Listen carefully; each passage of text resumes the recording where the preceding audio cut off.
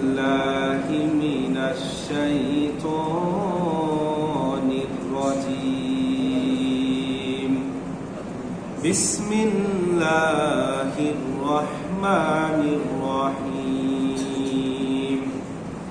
إن الله وملائكته يصلون على النبي يا أيها الذين آمنوا صلوا عليه وسلموا تسليما اللهم صل على محمد وعلى آل محمد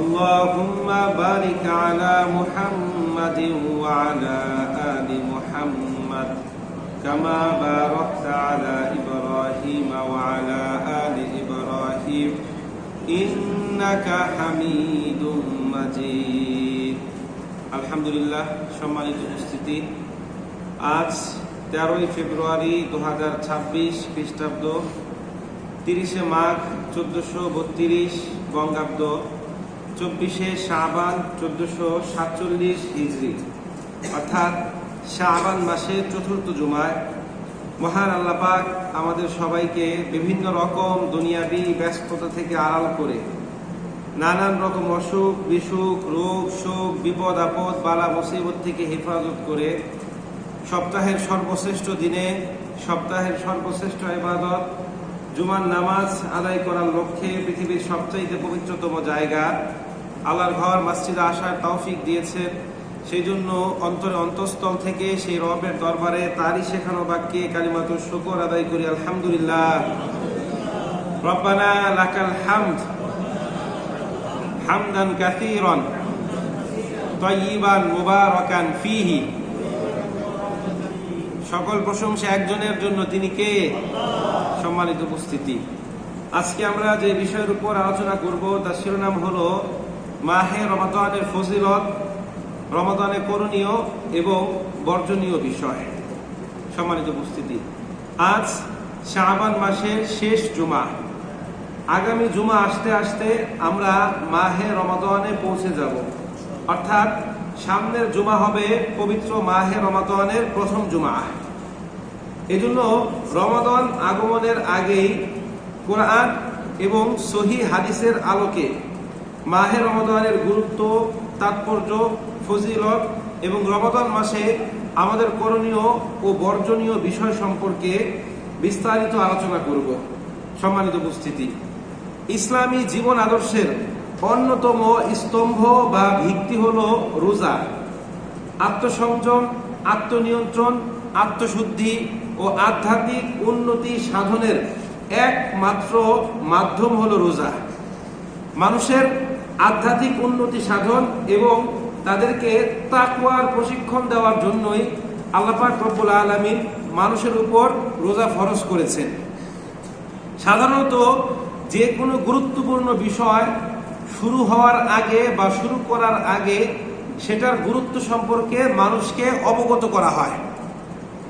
ঠিক তেমনিভাবে শাবান মাসের শেষ দিনে মাহে রমাদানের গুরুত্ব সম্পর্কে রাসূল কারীম সাল্লাল্লাহু আলাইহি ওয়াসাল্লাম সাহাবীদের সামনে একটা গুরুত্বপূর্ণ ভাষণ প্রদান করেন। তার এই ভাষণ শুধুমাত্র সাহাবীদের জন্যই সীমাবদ্ধ ছিল না, বরং তাদের মাধ্যমে গোটা মুসলিম উম্মার কাছে মাহে রমাদানের গুরুত্ব ও পয়গাম পৌঁছে দেওয়া ছিল রাসূল কারীম সাল্লাল্লাহু আলাইহি ওয়াসাল্লামের উদ্দেশ্য। কেন? যাতে করে উম্মতে মুহাম্মদী রোজার ফজিলত, সাহরির ফজিলত, ইফতারের ফজিলত, অপর ব্যক্তিকে ইফতার করানোর ফজিলত, তারাবিহ নামাজের ফজিলত সম্পর্কে জেনে এগুলো পালন করতে বেশি বেশি আগ্রহী হয়ে ওঠে। কেন? কারণ পৃথিবীতে মানুষ যাই করে সে কোনো না কোনো কিছু পাবার আশায় করে, লাভের আশায় করে। যেখানে লাভ আছে সেখানে আমরা আসি, যেখানে লাভ নাই সেখানে আমরাও নাই। আপনাকে যদি বলা হয় আপনি বিনা কারণে পুরো এলাকাটা ঘুরে আসেন, আপনি আসবেন, ঘুরবেন? কখনোই করবেন না। যদি বলা হয় যে 500 টাকা দিব, তাহলে অবশ্যই ঘুরবো, ঠিক কিনা? এজন্য যেখানে লাভ আছে সেখানে আমরা আছি, যেখানে লাভ নাই সেখানে আমরাও নাই। নামাজ পড়তে এসেছেন, এটাও একটা লাভ। কি লাভ? পরকালীন জীবনের লাভ, ঠিক কিনা? এই জন্য রাসূল কারীম সাল্লাল্লাহু আলাইহি সাল্লাম মানুষকে পরকালীন জীবনের কিছু লাভের কথা বলেছেন, যেন মানুষ এই লাভের কথা, এই ফজিলতের কথা শুনে বেশি বেশি নেক আমল করতে আগ্রহী হয়ে ওঠে।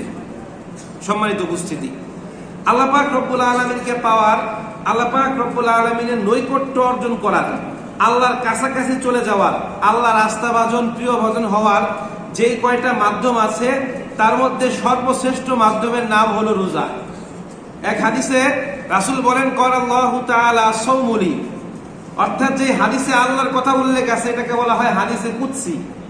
আল্লাহ পাক বলছেন, সাওমুলি ওয়া আনা আজিজি বিহি, রোজা আমার জন্য, এর প্রতিদান আমি আল্লাহ তাআলা নিজেই দিব। এই হাদিসটুকু ব্যাখ্যা করব পরে।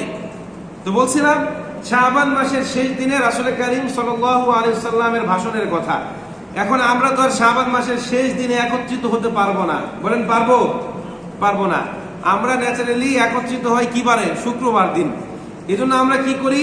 রাসূলের শাবান মাসের শেষ দিনের ভাষণটা শাবানের শেষ জুমায় আমরা আপনাদের সামনে বর্ণনা করি। কিতাবের নাম সহিহ ইবনে খুজাইমা, হাদিস নাম্বার 1887।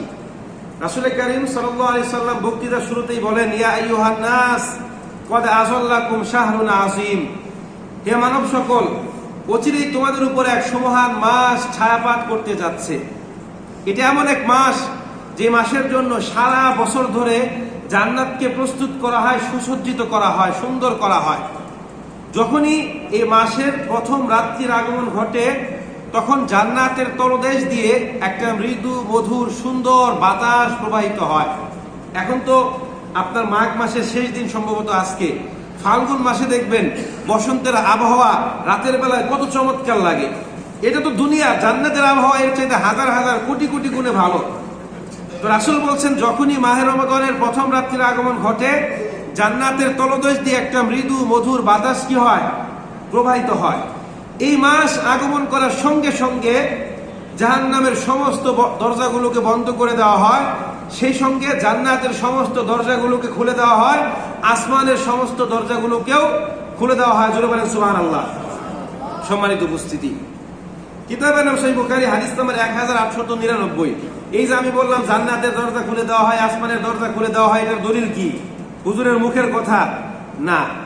রাসূল বলেন, ইযা দাখালা শাহরু রমাদান ফুতিহাত আবওয়াবুস সামা ওয়া গুল্লিকাত আবওয়াবু জাহান্নাম ওয়া সুলসিলাতিশ শায়াতিন, আও কামা ক্বালা আলাইহিস সালাতু ওয়াস সালাম। রাসূল বলছেন, ইযা দাখালা শাহরু রমাদান, যখন রমাদান মাসের আগমন ঘটে, ফুতিহাত আবওয়াবুস সামা ওয়া আবওয়াবুল জান্নাহ, তখন আসমানের দরজা এবং জান্নাতের দরজা সমূহকে খুলে দেওয়া হয়। ওয়া গুল্লিকাত আবওয়াবু জাহান্নাম, এবং জাহান্নামের সমস্ত দরজাগুলোকে বন্ধ করে দেওয়া হয়। সুলসিলাতিশ শায়াতিন, সেই সঙ্গে শয়তানকে শিকল দ্বারা বন্দী করা হয়। কেন? যাতে করে শয়তান এই মাহে রমাদানে মানুষকে ধোঁকা দিতে না পারে, প্রতারিত করতে না পারে। মানুষ যেন এই মাসে শয়তান থেকে মুক্ত হয়ে একটু বেশি বেশি ইবাদত করতে পারে, আমল করতে পারে। এই জন্য আল্লাহ পাক রব্বুল আলামিনও কি করে? শয়তানকে বন্দী করে রাখে। তো এই যে মাহে রমাদান, এই মাহে রমাদানের ফজিলত সম্পর্কে সহিহ সনদে একাধিক হাদিস বর্ণিত হয়েছে।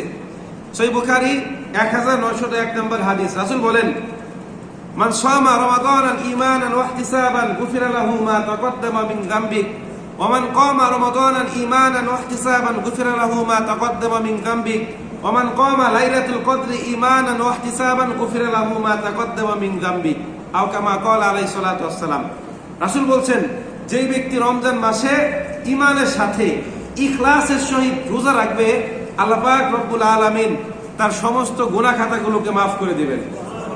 তিনি আরো বলেন, যেই ব্যক্তি রমজান মাসে রাতের বেলায় দাঁড়িয়ে দাঁড়িয়ে কিয়ামুল লাইল, অর্থাৎ রাত্রিকালীন নামাজ আদায় করবে, আমরা বাঙালি ভাষায় কি বলি? তারাবি। আল্লাহ পাক এটার বিনিময়ে তার সমস্ত গুনাহ খাতাগুলো মাফ করে দিবেন। তিনি আরো বলছেন, যেই ব্যক্তি রমজান মাসে লাইলাতুল কদর রজনীতে দাঁড়িয়ে দাঁড়িয়ে ইবাদত বন্দেগী করবে, আল্লাহ পাক রব্বুল আলামিন তার গুনাহ খাতাগুলোকে মাফ করে দিবেন। এভাবে বিভিন্ন হাদিসে এই মাহে রমাদানের ফজিলতের কথা বর্ণনা করা হয়েছে। কিতাবের নাম সুনান তিরমিজি, হাদিস নাম্বার 682। রাসূল বলেন, ইযা কানা আউয়ালু লাইলাতিন মিন শাহরি রমাদান ওয়া ইউনাদিল মুনাদি ইয়া বাগিয়াল খাইরি আকবিল ওয়া ইয়া বাগিয়াশ শাররি আকসিদ ওয়া যালিকা কুল্লা লাইল। রাসূল বলছেন যে যখন মাহে রমাদানের প্রথম রাত্রির আগমন ঘটে, তখন আল্লাহ পাক রব্বুল আলামিনের পক্ষ থেকে একজন আহ্বানকারী নিয়োগ করা হয়। সে বিভিন্ন নাম ধরে মানুষকে আহ্বান করতে থাকে, বলতে থাকে, ইয়া বাগিয়াল খাইরি আকবিল, হে কল্যাণ অন্বেষণকারী, হে ভালো আমলকারী, তুমি আরো বেশি ভালো কাজ করে যাও, আরো বেশি আমল করো। ইয়া বাগিয়াশ শাররি আকসিদ, হে মন্দের অন্বেষণকারী, স্টপ, থেমে যাও, আর খারাপ কাজ করো না। রমাদান মাস শুরু হয়েছে, এখন এই মাসের উসিলায় তুমি একটু ভালো কাজ করো, একটু আমল করো। ওয়াদালিকা কুল্লা লাইল, এভাবে প্রত্যেক রাত্রে সে কি করতে থাকে? মানুষকে আহ্বান করতে থাকে। তো রমাদান মাস হচ্ছে এমন এক সুবর্ণ সুযোগের মাস। এই মাসে যদি আল্লাহ পাক রব্বুল আলামিনের কোনো বান্দা একটা নফল ইবাদত করে, আল্লাহ পাক তার নামায় আমলে একটা ফরজের সওয়াব লিখে দেন। এই মাসে যদি আল্লাহর কোনো বান্দা একটা ফরজ ইবাদত করে, আল্লাহ পাক কি করেন? তার আমল নামা 70টা ফরজের সওয়াব লিখে দেন। দেখেন, রূপা বা সিলভার, এটাকে আপনি যতই ঘষেন, যতই স্বর্ণের পানি দিয়ে ধন, এটা কখনো স্বর্ণ হবে? স্বর্ণকে যতই আপনি প্লাটিনাম বা ডায়মন্ডের পানি দিয়ে ধন, বা আপনি ডায়মন্ড বানানোর চেষ্টা করেন, এটা কখনোই ডায়মন্ড হবে? ঠিক তদ্রুপ শরীয়তের কোনো নফল আমলও কখনো কি হবে না? ফরজ হবে না। কোনো ওয়াজিব আমলও কখন কি হবে না? ফরজ হবে না। কিন্তু শুধুমাত্র কেবলমাত্র একমাত্র মাহে রমাদানে আল্লাহ পাক রব্বুল আলামিন অফার দিচ্ছেন, সুযোগ দিচ্ছেন যে রমজান মাসের খাতিরে একটা নফলের বিনিময়ে কি দেওয়া হয়? একটা ফরজের সওয়াব। একটা ফরজের বিনিময়ে 70টা ফরজের সওয়াব দেওয়া হয়। দলিল কি? সহিহ ইবনে খুজাইমা 1887 নম্বর হাদিস। রাসূল বলেন, মান তাকাররাবা ফীহি বিখসলাতিন মিনাল খায়র কানা কামান আদ্দা ফারিদাতান ফীহি ওয়া মান আদ্দা ফারিদাতান ফীহি কানা কামান আদ্দা ফারিদাতান ফীহি সাওয়া। রাসূল বলছেন, যেই ব্যক্তি এই মাহে রমাদানে একটা নফল ইবাদত করবে, তার আমল নামে আল্লাহ পাক কি করবেন? একটা ফরজের সওয়াব। আর যে ব্যক্তি একটা ফরজ ইবাদত করবেন, তার নামে আমলে কি? 70টা ফরজের সওয়াব। জোরে বলেন সুবহানাল্লাহ। সম্মানিত উপস্থিতি, মাহে রমাদান সম্পর্কে সবচেয়ে গুরুত্বপূর্ণ হাদিস যেটা সহিহ বুখারীর 1904, সহিহ মুসলিমের 1151 নম্বর হাদিস। রাসূল বলেন, কুল্লু আমালি ইবনু আদম ইদাফুল হাসানাতু বিআশরি আমসালিহা ইলা 700 দিফিন ক্বালা আল্লাহু তাআলা ইল্লা সাওম ফাইন্নাহু লি ওয়া আনা আজিজি বিহি ইয়াদউ শাহওয়াতুহু ওয়া তুআমুহু মিন আজলি লিসাইমি ফারহাতানি ফারহাতুন ইনদা ফিতরিহি ওয়া ফারহাতুন ইনদা লিকাই রাব্বিহি ওয়া লা খাউফু ফামিস সাইমি আতয়াবু মির রিহিল মিসকি ওয়াস সিয়ামু জুন্নাহ ইযা কানা ইয়াউমি সাওমি আহাদুকুম ফালা রাফাসা ওয়া লা ইয়াসখাব ওয়া ইন সাব্বা আহাদুন আও কাতালা ফালইয়াকুল ইন্নী আমুরুন সাইমুন আও কামা ক্বালা আলাইহিস সালাতু ওয়াস সালাম। এই হাদিসে রাসূল মাহে রমাদানের ফজিলত বর্ণনা করতে গিয়ে কয়েকটা বিষয়ের দিকে ইঙ্গিত করেন। তিনি বলছেন, কুল্লু আমালু ইবনু আদম ইউদাফুল হাসানাতু বিআশরি আমসালিহা ইলা 700 দিফিন। বনি আদমের যেই নেক ইবাদতগুলো করে বা যেই নেক আমলগুলো করে, আদম সন্তান যে ভালো কাজগুলো করে, প্রত্যেকটা নেক কাজের প্রতিদান আল্লাহ পাক রব্বুল আলামিন 10 গুণ থেকে 700 গুণ পর্যন্ত বৃদ্ধি করেন। আল্লাহ পাক বলছেন, ইল্লা সাওম, তবে রোজা ব্যতীত। এর মানে রোজা বাদে আপনি আমি এই যে নামাজ পড়ি, যাকাত দেই, রোজা রাখি, হজ করি, ভালো কাজগুলো করি, এগুলোর প্রতিদান কয় গুণ থেকে কয় গুণ বৃদ্ধি করা হয়? বুঝেন নাই? কয় গুণ থেকে কয় গুণ? 10 গুণ থেকে 700 গুণ। এখন কার ক্ষেত্রে 10 গুণ, কার ক্ষেত্রে 700 গুণ? ধরেন একজন ব্যক্তির পায়ে সমস্যা, আমাদের মোজাম্মেল সাহেবের পায়ে সমস্যা, সে দাঁড়িয়ে নামাজ পড়তে পারে না, কষ্ট হয়। ধরেন একজন ব্যক্তির পায়ে সমস্যা, সে ঠিক মতো দাঁড়াতে পারে না। আরেকজন ব্যক্তি যুবক, সম্পূর্ণ ফিট, দুজনেই ফজরের 2 রাকাত ফরজ নামাজ আদায় করলো। এখন বলেন তো কার সওয়াব বেশি হবে? যার পায়ে সমস্যা। একজন ব্যক্তি প্রত্যেকদিন ইনকাম করে 1 লাখ টাকা, আরেকজন করে 500 টাকা, দুইজনেই মসজিদে 10 টাকা করে দান করলো, কার সওয়াব বেশি হবে? এখন বলেন তো আল্লাহ পাক কি ইনসাফকারী নাকি বেইনসাফি? তাহলে আল্লাহ পাক যে কথাটা বললেন, এটা কি ভালোর জন্য বলেছেন না খারাপের জন্য? আমাদের উপর ইনসাফ করার জন্য বলছেন যে প্রত্যেকটা নেক আমলের পরিমাণ আল্লাহ পাক 10 গুণ থেকে 700 গুণ পর্যন্ত বৃদ্ধি করেন। এটা নির্ভর করবে আপনার সিচুয়েশনের উপর, কোন সিচুয়েশনের উপর আপনি ভালো কাজ করলেন এটার উপর নির্ভর করবে। সুবহানাল্লাহ বলেন। তো আল্লাহ পাক বলছেন প্রত্যেকটা নেক আমলের পরিমাণ আল্লাহ পাক 10 গুণ থেকে 700 গুণ পর্যন্ত বৃদ্ধি করেন রোজা ছাড়া। এখন রোজা কি এর চাইতে কম না বেশি? বেশি বলতে কেমন বেশি? এটার কোনো হিসাব নাই। আল্লাহ পাক বলছেন ইল্লা সাওম, রোজা ব্যতীত। কেন? এরপর আল্লাহ পাক বলছেন আস-সাওমুলি ওয়া আনা আজিজি বিহি আও কামা ক্বালা আস-সাওমুলি ওয়া আনা উজজা বিহি। আল্লাহ পাক বলছেন রোজা আমার জন্য, এর প্রতিদান আমি আল্লাহ তাআলা নিজে দিব। আবার আরেকভাবে আল্লাহ পাক বলছেন রোজা আমার জন্য, এর প্রতিদান আমি আল্লাহ তাআলা নিজেই। সুবহানাল্লাহ বলেন।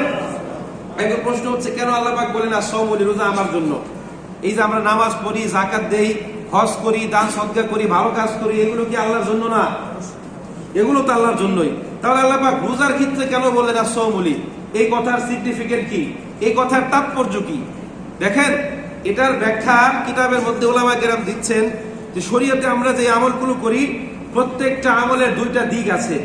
একটা হচ্ছে এক্সটার্নাল এক্সিস্টেন্স বা এক্সটার্নাল অ্যাপিয়ারেন্স, আরেকটা হচ্ছে ইন্টারনাল এক্সিস্টেন্স বা ইন্টারনাল অ্যাপিয়ারেন্স, মানে বাহ্যিক দিক। আরেকটা হচ্ছে আভ্যন্তরীণ দিক। বাহ্যিক দিক কি?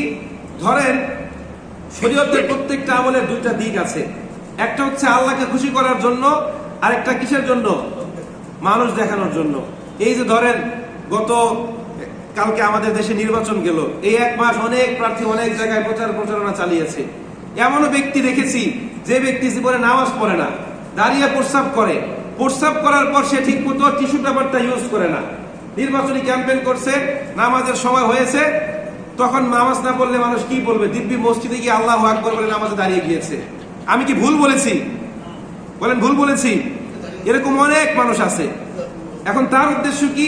আমি একজন নির্বাচনী ক্যান্ডিডেট, আমি যদি নামাজ না পড়ি, নামাজের সময় ক্যাম্পেইন করি, মানুষ কি বলবে?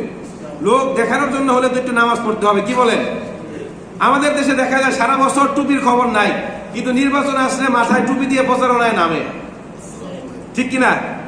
সম্মানিত উপস্থিতি, যাই হোক, ওই দিকে আমরা গেলাম না। তো ওই যে ওই ব্যক্তি তার শরীর নাপাক কিন্তু মসজিদে গিয়ে নামাজটা পড়লো, সে কি মানুষকে খুশি করার জন্য করেছে না আল্লাহর জন্য? মানুষকে। আবার দেখেন একজন ব্যক্তির অনেক টাকা, অনেক টাকা, এখন সে ভাবছে এত টাকা যদি হজ না করি মানুষ কি বলবে? হজ করলে নামের আগে আলহাজ শব্দটাও আসবে। এমন অনেক হাদিস সাহেব দেখেছি, মানে হজ করে এসেছে 4-5 বার, কিন্তু 5 ওয়াক্ত নামাজটা ঠিক পর্যন্ত পড়ে না। আছে না নাই? সুদের ব্যবসা করে, আমাদের এলাকায় অনেক আছে। আমি আপনাদের এদিকের কথা বলছি না, আমার এলাকার কথা আমি বলছি, অনেক আছে।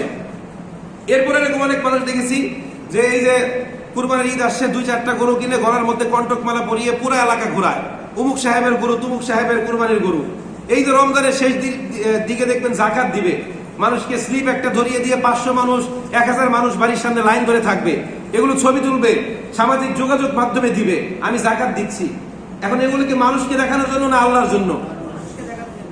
আপনি যদি আল্লাহর জন্য জাকাত দিয়ে থাকেন তাহলে আপনি কি করবেন? গোপনে, মানুষ যেন বুঝতে না পারে, এবং যাকে জাকাতের টাকা দিচ্ছেন সেও যেন বুঝতে না পারে।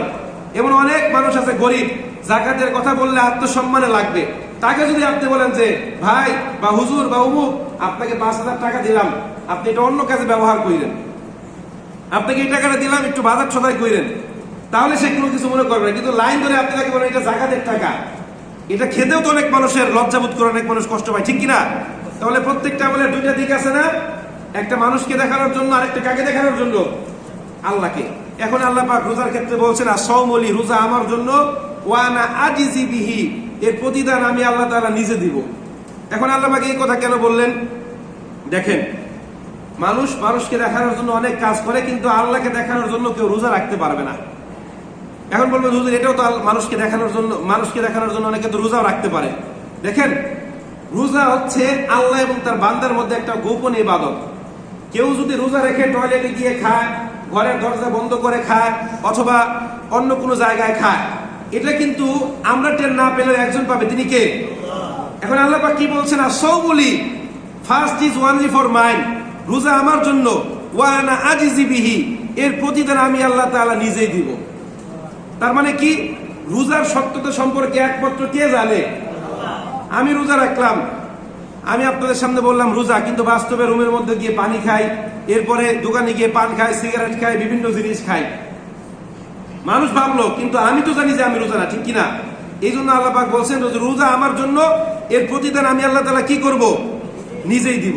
এখন কেন আল্লাহ পাক রব্বুল আলামিন রোজার জন্য এত বেশি প্রতিদানের কথা উল্লেখ করেছেন? কেন আল্লাহ পাক রব্বুল আলামিন রোজাদারদেরকে এত পছন্দ করেন? এর জবাব আল্লাহ পাক নিজেই দিচ্ছেন।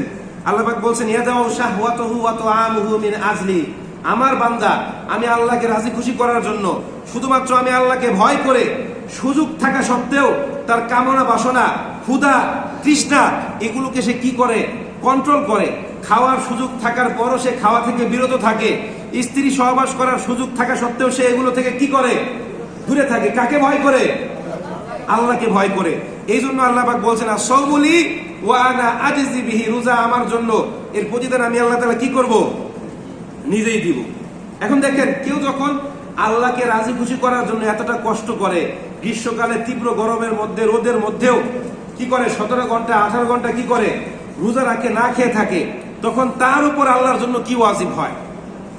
মুসনাদ আল বাজ্জার হাদিস নাম্বার 1039, রাসূল বলেন ইন্নাল্লাহ তাবারাকা ওয়া তাআলা ক্বাদা আলা নাফসিহি আন্নাহু মান আতাশা নাফসাহু ফি ইয়াউমিস সাইফি সাকাল্লাহু ইয়াউমাল আতাশ।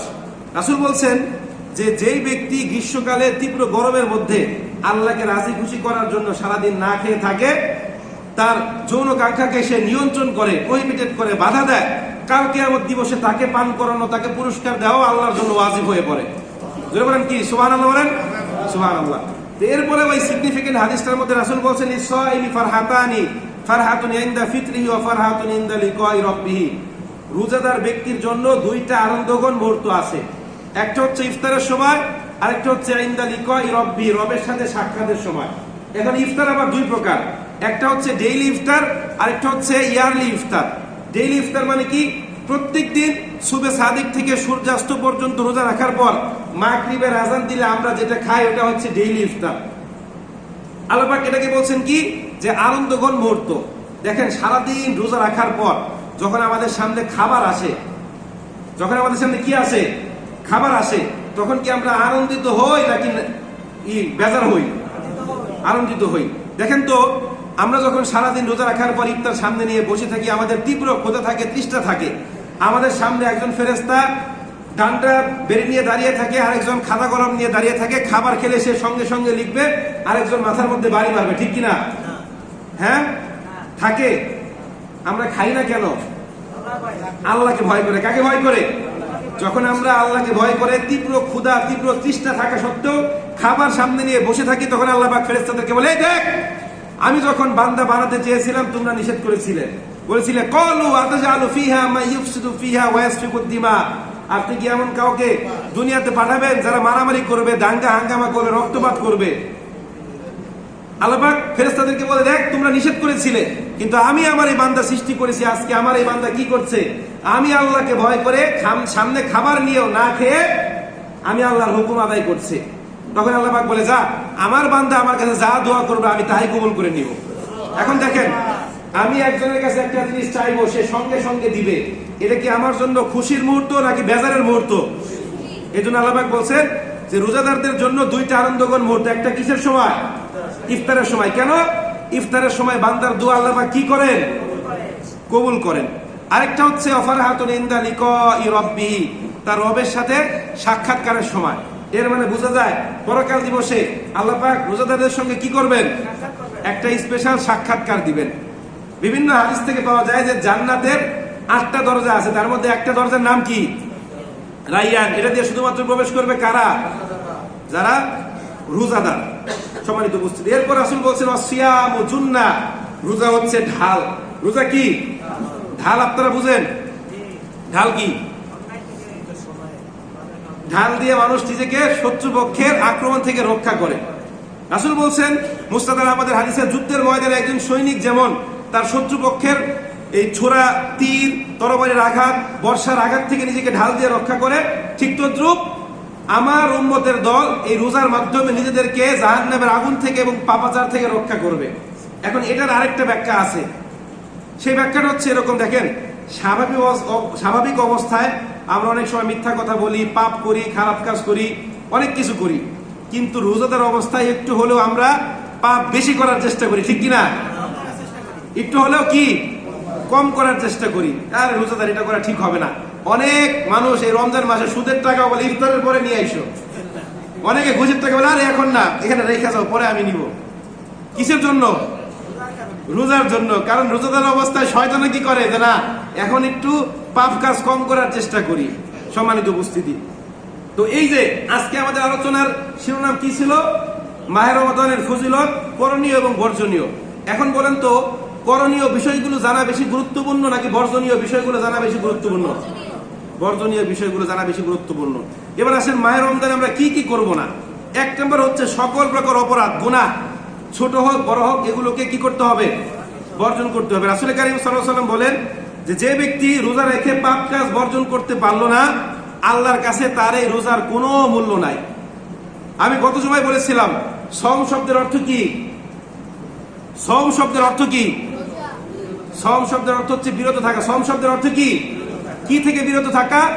নির্দিষ্ট সময়ে নির্দিষ্ট কতিপয় কাজ থেকে, যেমন খাওয়া থেকে, পান করা থেকে, স্ত্রী সহবাস করা থেকে, পাপাচার করা থেকে, বিভিন্ন রকম অন্যায় কাজ থেকে বিরত থাকার নাম কি? রোজা। এখন আমরা কি সবকিছু থেকে বিরত থাকি? শুধুমাত্র খাওয়া থেকে বিরত থাকি, কিন্তু রোজা রেখেও দিব্যি পাপ কাজ করে যাচ্ছি, তাহলে আমাদের রোজা হবে? হবে না। এখন বলে তো এই যে রমজান মাসে যারা রোজা রাখে বিভিন্ন নিত্য প্রয়োজনীয় জিনিসের দাম দ্বিগুণ তিনগুণ বাড়িয়ে বিক্রি করে, এদের রোজা কি আল্লাহ কবুল করবে? যারা ব্যবসায়ী আছেন এরা ইনসাফ করার চেষ্টা করবেন। দুই নম্বর হচ্ছে অশ্লীল কথাবার্তা পরিহার করতে হবে। রাসূল বলেন ইদা কানা ইয়াউমু সাওমি আহাদিকুম ফালা রাফাসা ওয়ালা ইয়াসখাব। তোমাদের মধ্যে কেউ যখন রোজা রাখে সে যেন অশ্লীল কথাবার্তা থেকে এড়িয়ে চলে এবং মানুষকে গালমন্দ না করে, মানুষকে কি না করে? গালিগালাজ না করে, এটা করা যাবে না। তিন নাম্বার, গীবত করা যাবে না। রমজান মাসে রোজা রেখে কি করা যাবে না? গীবত করা যাবে না। মুসনাদ আহমদের এক হাদিসে বর্ণিত হয়েছে, দুই মহিলা রাসূলের কাছে এসে বলেন ইয়া রাসূলুল্লাহ, আমাদের রোজা রাখতে প্রচন্ড কষ্ট হচ্ছে। তখন রাসূল কারীম সাল্লাল্লাহু আলাইহি সাল্লাম তাদেরকে বমি করার আদেশ দিলেন। তারা বমি করলো, তাদের গলা থেকে তাজা রক্ত এবং গোশতের টুকরা বের হচ্ছিল। রাসূল বললেন দেখো এই দুইজন মহিলা হালাল খাবার খেয়েই সাহারি করেছিল, কিন্তু এরা রোজাদার অবস্থায় কি করেছে? মানুষের মাংস খেয়েছে। বলেন তো মানুষের মাংস খাওয়া মানে কি? গীবত করা। এটা তো আমরা বেশ ভালো করতে পারি, মানে গীবতের জন্য আমরা বাঙালি ফার্স্ট, এটা মানতেই হবে আপনাকে, এটা করা যাবে না। পাঁচ নাম্বার, অনর্থক কথাবার্তা ও কার্যক্রম এড়িয়ে চলতে হবে। রমজান মাস, আপনি একটু কোরআন তেলাওয়াত করেন, কোরআন তেলাওয়াত করতে না পারলে জিকির করেন, 2 রাকাত নামাজ পড়েন, নয়তো একটা ইসলামী বই পড়েন, রাসূলের সিরাত পড়েন, কোনো না কোনো কিছু ভালো কাজ করেন। সারাদিন ফেসবুক স্ক্রল করবেন আর বিভিন্ন রকম বাজে খবর দেখবেন, গেমস খেলবেন, এগুলোর দরকার নাই। এগুলো হচ্ছে অনর্থক কাজে সময় নষ্ট করে, রাসূল নিষেধ করেছেন। এগুলো থেকে আমাদের কি করতে হবে? দূরে থাকতে হবে। এবার আসেন মাহে রমাদানে আমরা কি কি বেশি করতে পারি। এক নাম্বার, রোজা তো রাখবো, এটার জন্য মিস না হয়। 2 নাম্বার, তারাবির নামাজ। কয় রাকাত পড়বেন? 8 রাকাত। 8 রাকাত পরে পেছন দিক থেকে চলে যাবেন, কি বলেন? 8 রাকাতের মতো আছে, 20 রাকাতের মতো আছে, আপনার যেটা মনে চায় কইরেন, এটা নিয়ে আর তর্কাতর্কি করতে চাই না। বাঙালি ফরজের কোনো খবর নাই, কোন নফল ওয়াজিব এগুলো নিয়ে তর্কাতর্কি করতে করতে কি করে এক দল আরেক দলকে কাফের বলে, এক দল আরেক দলকে মুশরিক বলে। এটা যে আমাকে কত পরিমাণ আঘাত দেয়। আমি প্রায় বলি যে যত ফতোয়া হুজুরদের বিরুদ্ধে হুজুররা দিয়েছে, এই পরিমাণ ফতোয়া যদি কাফের মুশরিকদের বিরুদ্ধে দিত তাহলে আমাদের দেশটা সুন্দর হয়ে যেত। জোরে বলেন ঠিক কিনা? যেই ফতোয়া আপনারা জানেন, যখন হালাকু খান, জানেন কিনা জানি না, হালাকু খান বাগদাদ আক্রমণের জন্য আসছিল, ওই মুহূর্তে আব্বাসীয় খলিফা তার দরবারে বিতর্ক হচ্ছিল কাকের গোশত খাওয়া হালাল না হারাম। কাকের গোশত খাওয়া কি হালাল না হারাম, এটা নিয়ে বিতর্ক হচ্ছিল। ওই মুহূর্তে তার কি করার কথা ছিল? সৈন্যবাহিনী কি করা? প্রস্তুত করা। মুসলিমদের অধঃপতনের কারণই হচ্ছে এইটা, যে ছোট ছোট বিষয় নিয়ে কি করা? তর্ক বিতর্ক করা। 3 নাম্বার, বেশি বেশি দান করা। এক হাদিসে হযরত আবু হুরায়রা রাদিয়াল্লাহু তাআলা বলেন যে রাসূল স্বাভাবিক অবস্থায় প্রচুর দান করতেন, কিন্তু রমজান মাস আসলে তার দানটা হতো প্রবল বাতাসের মতো। বাতাস যেমন সবকিছু ভেঙে চুরে উড়িয়ে নিয়ে যায়, রাসূল ঠিক তদ্রুপ কি আছে নাই দেখার বিষয় না, সবকিছু তিনি কি করতেন? দান করে দিতেন। আমরা কি করব? রমজান মাসে বেশি বেশি দান করার চেষ্টা করব। 4 নাম্বার, বেশি বেশি কোরআন তেলাওয়াত করা। রমজান মাস কোরআন নাজিলের মাস, ইনশাআল্লাহ সামনের জুমা শুধুমাত্র কোরআন নিয়ে আলোচনা করব। 5 নাম্বার, বেশি বেশি নফল ইবাদত করা, কারণ রমজান মাসে একটা নফল ইবাদত করলে কিসের সওয়াব? ফরজের সওয়াব। 6 নাম্বার, অবশ্যই অবশ্যই রোজাদার ব্যক্তিকে কি কারণ? ইফতার করানো আমরা চেষ্টা করব। গত জুমায় আমরা আলোচনা করেছিলাম যে আমরা 30 জন ব্যক্তিদেরকে সিলেক্ট করতে চাই যারা কি করবে, ইফতারের আয়োজন করবে। এখন আমাদের মসজিদে কতজন আসে এটা তো আমরা বললাম যে মোটামুটি আমরা 8 জন থেকে শুরু করে 15 জন বা 20 জনের বাজেট রাখবো। এখানে যতজন আসে আমরা তো আর বলতে পারি না কয়জন আসবে। গতবার এরকম হয়েছে, কোনোদিন 26 জন, কোনোদিন 5 জন, কোনোদিন 32 জন, আবার কোনোদিন 16 জন, গড়ে 16 জন, 15 জন, 20 জন এরকম ছিল। তো এখন মুয়াজ্জিন সাহেবকে বলেছি যে কারা কারা ইফতার দিবেন বা কারা কারা অংশগ্রহণ করতে চান তারা হুজুরের সঙ্গে যোগাযোগ করবেন যে আমরা মোটামুটি একটা অংশগ্রহণ করতে চাই। ইনশাল্লাহ সে নাম নাম্বার লিখে রাখবে, আপনাদেরকে ফোন দিবে, তার সঙ্গে যোগাযোগ করবেন। আবার কেউ যদি পূর্ণ একদিনের ইফতারের দায়িত্ব নিতে নাও পারেন যে না আমি আংশিক অংশগ্রহণ করতে চাই, সেটাও চেষ্টা করবেন। এরপর আসেন আরেকটা সবচেয়ে গুরুত্বপূর্ণ বিষয় যেটা, সেটা হচ্ছে গতকালকে আমাদের দেশে একটা গুরুত্বপূর্ণ ঘটনা ঘটে গেছে, ঠিক কিনা? কি হয়েছে?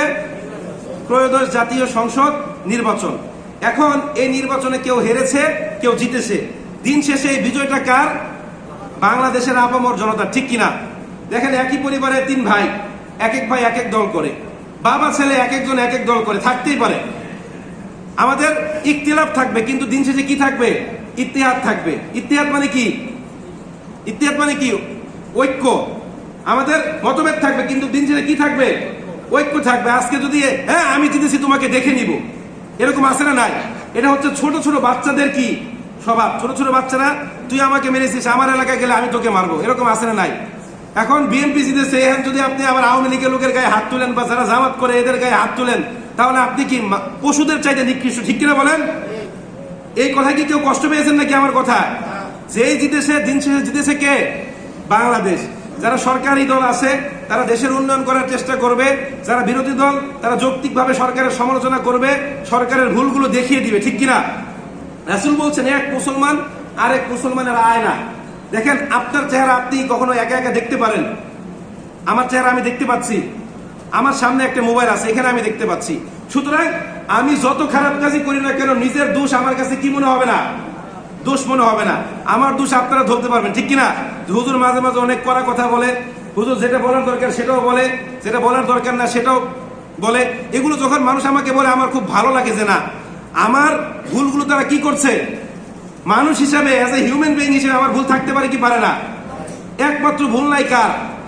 ফেরেশতা আর শয়তানের। কারণ শয়তান যা করে সবই ভুল, এই জন্য তার কাছে সবই সঠিক। আর ফেরেশতাদের তো কোনো বিবেক নাই, বুদ্ধি নাই, আছে নাই? তারা আল্লাহ পাক রব্বুল আলামিনের কিসে চলে? কমান্ডে চলে, রবটের মতো। এই জন্য এই নির্বাচন নিয়ে কেউ কোনো রকম কি করবেন না, দাঙ্গা হাঙ্গামা করবেন না। যারা জিতেছেন বরং তাদের দায়িত্ব আরো কি বেড়েছে, যারা হেরেছে তারা তো হেরেছে।